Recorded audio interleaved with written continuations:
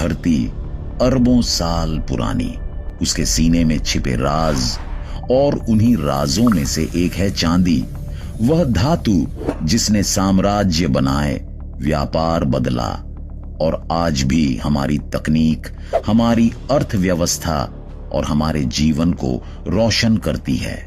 लेकिन सवाल यह है, यह चांदी आखिर मिलती कहां है?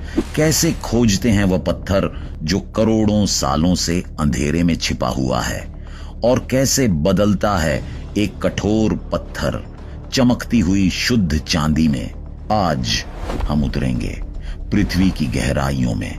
हम देखेंगे वह सफर जो इंसानी मेहनत, विज्ञान और इंजीनियरिंग से मिलकर तैयार होता है। यह है चांदी का जन्म। चांदी आसानी से मिलने वाली धातु नहीं है। यह किसी खजाने की तरह धरती की गहरी परतों में छिपकर रहती है। करोड़ों साल पहले ज्वालामुखीय विस्फोटों, टेक्टोनिक मूवमेंट्स और धरती की पिघली परतों में होने वाले रासायनिक मिश्रणों के कारण यह धातु चट्टानों में समा गई।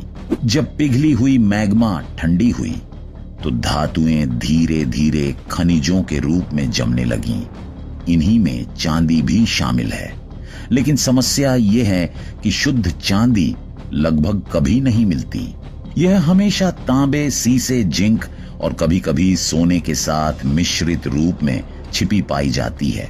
इसलिए वैज्ञानिकों और भूवैज्ञानिकों को पहले यह समझना होता है कि किस क्षेत्र की चट्टानें, खनिज संरचना और भूकंपीय संकेत चांदी की उपस्थिति को दर्शाते हैं। भूवैज्ञानिक drone mapping, ground penetrating radar, उपग्रह चित्र, ध्वनि तरंगें और भूकंपीय कंपन जैसी आधुनिक तकनीकों का उपयोग करके पृथ्वी की गहराइयों का डेटा इकट्ठा करते हैं। किसी भी स्थान पर लगातार कई महीनों तक सर्वेक्षण चलता है। मिट्टी और चट्टानों के नमूनों को लैब में भेजा जाता है, जहां उनकी रासायनिक संरचना का विश्लेषण होता है। अगर किसी स्थान पर चांदी की मात्रा आर्थिक रूप से लाभदायक पाई जाती है तो उस स्थान को सिल्वर डिपॉजिट घोषित किया जाता है। यही वह क्षण होता है जब धरती की गहराई में छिपी चांदी इंसानों से मिलने की पहली पुकार देती है। पृथ्वी की गहराई में संभावित चांदी के संकेत मिलने के बाद अगला महत्वपूर्ण चरण आता है, ड्रिलिंग एंड सैंपलिंग। यह वह क्षण है जब विज्ञान और इंजीनियरिंग हाथ में